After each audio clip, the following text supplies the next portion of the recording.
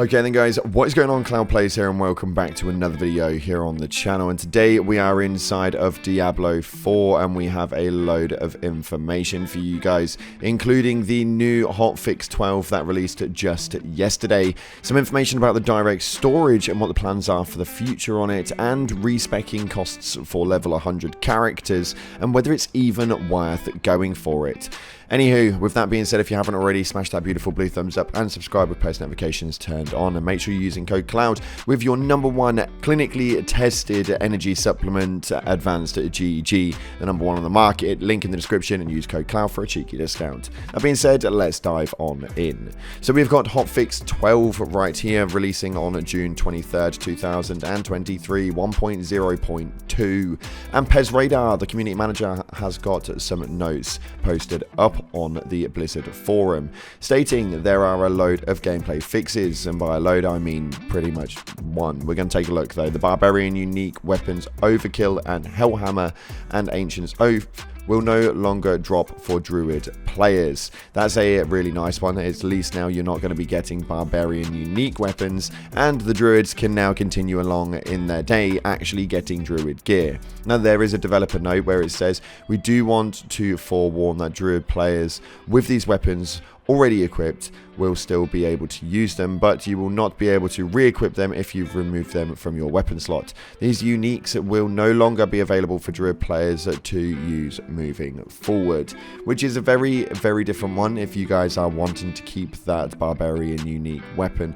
on your Druid. Then I would just suggest not taking it off at all, although I do feel like a force remove should have been the way forward, because otherwise there's just a bunch of Druids with Barbarian gear that shouldn't be allowed to use it. But nonetheless, we have got some class changes for the Sorcerer, stating that they fixed an issue where the increased damage from the Sorcerer's combustion ability was not applying correctly, and they've now fixed that, so you Sorcerers can now go about your day in that one. And they've also hit a couple of bug fixes, fixed an issue where the Sorcerer's Ice Shard's ability would cause excessive controller vibration and further stability and improvements. A very small hotfix for the game indeed, one of which I didn't really see coming. These little hotfixes kind of come so often, and these are just going to keep obviously being the case, but we're waiting for the big patch update to come up. Anyway, we've also got an article from PC Gamer stating the Diablo 4 team confirms direct storage isn't working in the game, but we are planning on enabling it in the future. So the Diablo 4 devs have confirmed that while there are direct storage files in the game already, it doesn't take advantage of the game-changing SSD tech yet. Now the Diablo team actually state that MS direct storage is currently not enabled, but we are planning on enabling it in the future. It was reported back in March, around the time of the beta, that files for the direct storage along with DLSS have been uncovered in the game files installed on people's machines. Since then, we've heard absolutely nothing about the implementation, leaving Forspoken with the honor of being the only actually released game that uses Microsoft's SSD utilizing technology, and that's about all Forspoken has though. The direct storage is about having games actually utilizing the power and performance of solid state drives, particularly those running on high bandwidth NVMe protocol. Previously, with lots of existing systems, the console specifically, still using hard drives, game developers still had to cater to the slowest common denominator. But SSDs being standard now, it is something that they are looking at implementing. So this is a massive one, as Microsoft's funky SSD tech should be landing in Diablo at some point. Next up, we have got the respec costs for a level 100 character. Now, this is actually really interesting. They go on to speak about this quite a lot. I'll leave the link down in the description. You guys can take a look. For the record, while we're on it, let me know in the comment section, your main character, what level are they actually at? I'm really intrigued to know, because me, myself, I'm at about level 35, 36, and I've just been chipping away slowly but surely. I don't really hammer the game too much, although I find all of the information about the game extremely interesting. interesting. Now, they do state that many players were concerned by the thought of gold being a barrier to complete respec of their characters at a high level, especially after Blizzard made initial statement that it would be better to start a new character rather than respec after a certain point. However, this stance was loosened over time with clarification that gold wouldn't be overly prohibited in terms of cost. Now that Diablo 4 has released and players are beginning to hit level 100 though, we've done some math to calculate exactly how much gold it would cost a level 100 to refund their entire skill tree.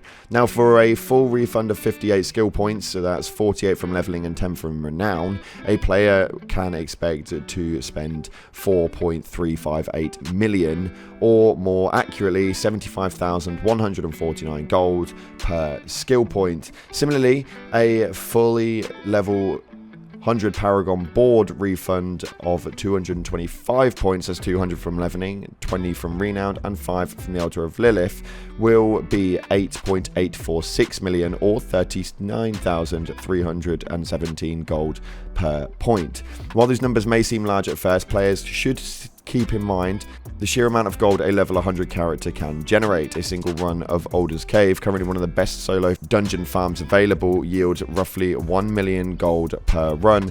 When factoring in selling item drops, these runs aren't exactly monumental affairs either. An average run only takes about 3 minutes. These numbers also only apply to a fully maxed out character as well. Lower level characters will face drastically smaller costs when respecing, proportional to the gold income that they are seeing for their level. Now this is really interesting because it's kind of one of those, and it leads to question, is it worth hitting up to a level 100 character to be able to respec? It's going to cost you millions upon millions. Essentially what we're looking at is about 14 million, give or take, for a full respec on a level 100 Paragon board and the level 100 skill points, with 58 skill points being refunded. It does seem to lead to the question of the costing of absolutely everything, and people are obviously guessing that maybe they're hitting level 80 and kind of moving on to their alt characters from that point does seem to be a little bit more worth it than most. We'll have to see exactly how this one pans out, but it does cost a hell of a lot to be able to move that one along. And Alder's Cave is a really good farm, but then again, these farms only will last so long, especially when it comes to an easy motive to being able to source up 1 million gold per run when it only takes around 3 to 4 minutes. So let me know what you guys are thinking. Are you at level 100 yet? And if you're not, is it something that you are going to be fighting for, maxing out the character at level 100? I'm really intrigued. I don't know if it's something I'm going to go for because I want to play some other characters soon as well. And let me know your opinions on everything that we spoke about today, including the SSD talk and the hotfix itself.